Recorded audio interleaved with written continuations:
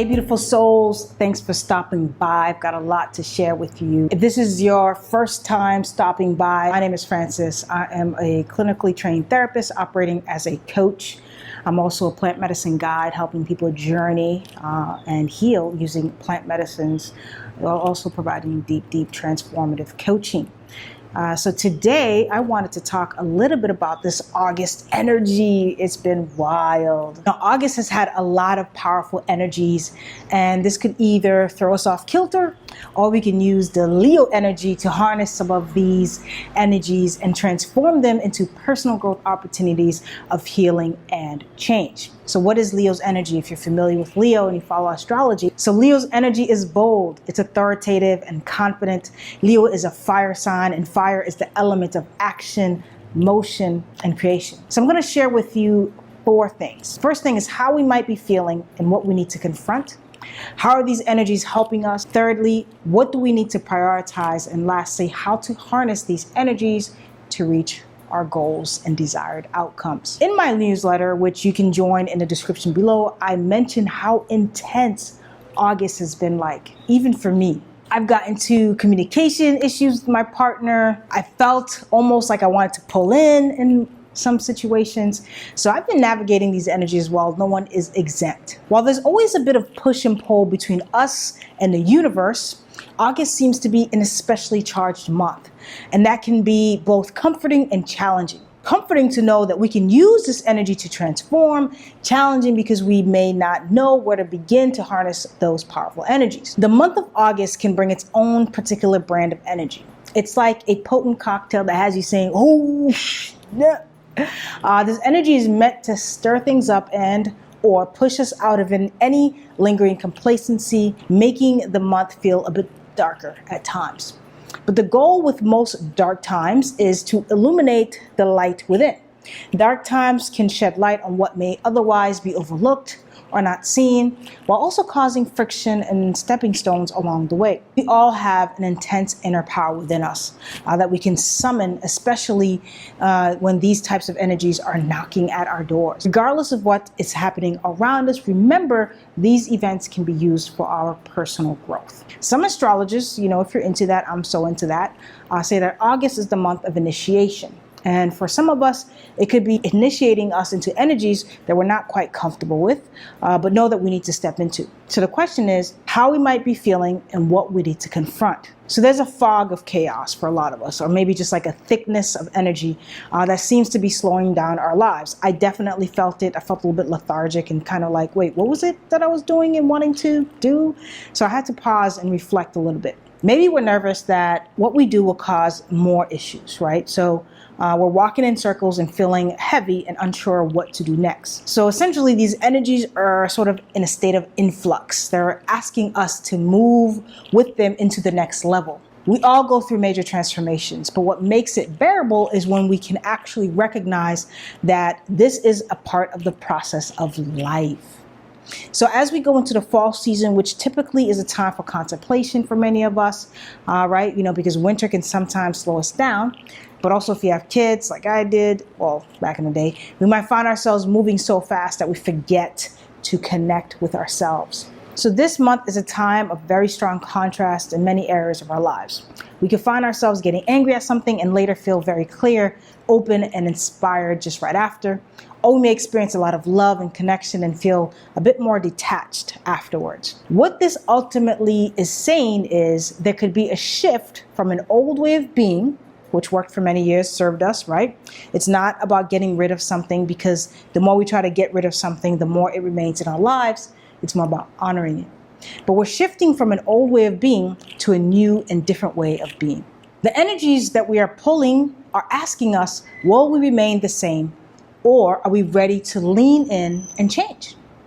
So, question is, how are these energies helping us? How is the energy of Leo, that bright fire, guiding us? Most of us make this experience about what is happening around us, and not about who we are as individuals and how we can use these energies to reveal our true, authentic selves. So these energies are helping us access parts of ourselves that have not been present in our lives at this moment. Each one of us is sharing and experiencing these energies very, very differently. So the most important thing to keep in mind through this is that all of this energy is within us.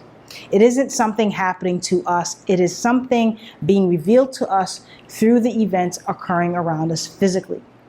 So take the opportunity to view these experiences from a higher perspective by looking into who we are and how we can harness the power of these energies. August is a light opening month for many of us. It's an initiation into higher vibrational energies.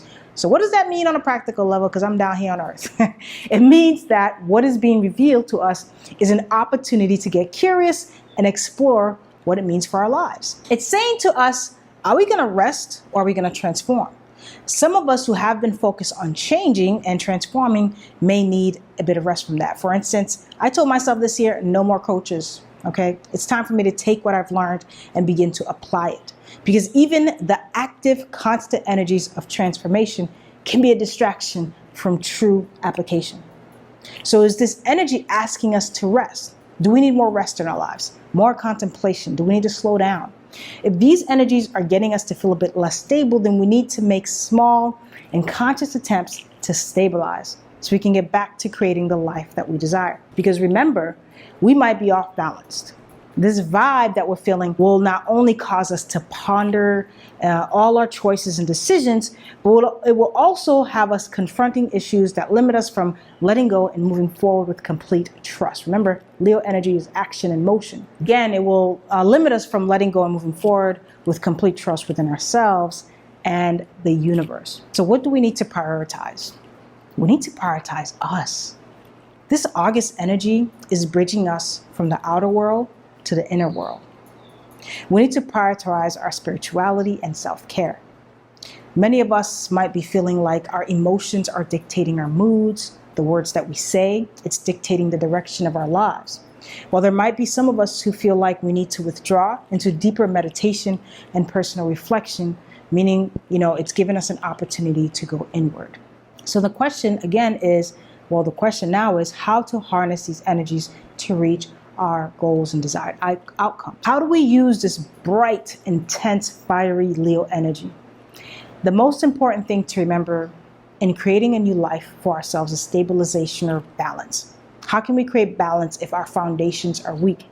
This means we need to take small conscious action steps to strengthen this part of ourselves. This means engaging in practices that bring us back to our bodies, back to our hearts, while also clearing out the fog in our minds. It's easy to feel like our lives are spiraling out of control.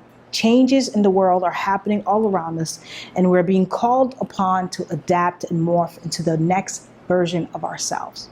So it can be hard to channel this changing energy into positive change because it seems like things are moving really, really fast. And if that resonates with you, if that speed resonates with you, then I encourage you to pause and slow down.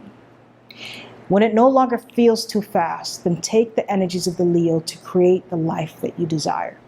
Now, if you think about the elements of the Leo, how can you be more confident? How can you be more bold and authoritative in your life? How can you create more than you actually consume? How can you create more than you consume? What are the next steps for you that you can take to embody this part of yourself? Does it mean doing the thing you've been putting off doing? Does it mean seeing a professional to help you sift through some of your thoughts? Does it mean to begin a ritual, some sort of practice to help you get grounded? Ask yourself, is there a barrier between you and being more confident, bold, to creating what you'd like to create, to you being authoritative, and so forth? Identify it and then alchemize it. I was watching this video recently that said, if you want to get off autopilot, then ask yourself these 3 questions. What am I feeling? What am I thinking?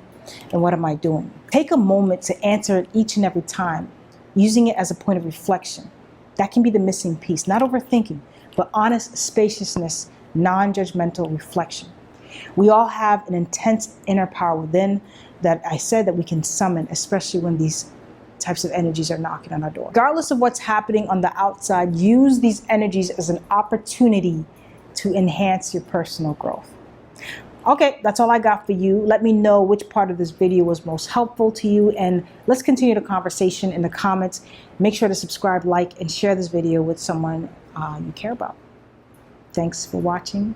I'm Francis. See you next time.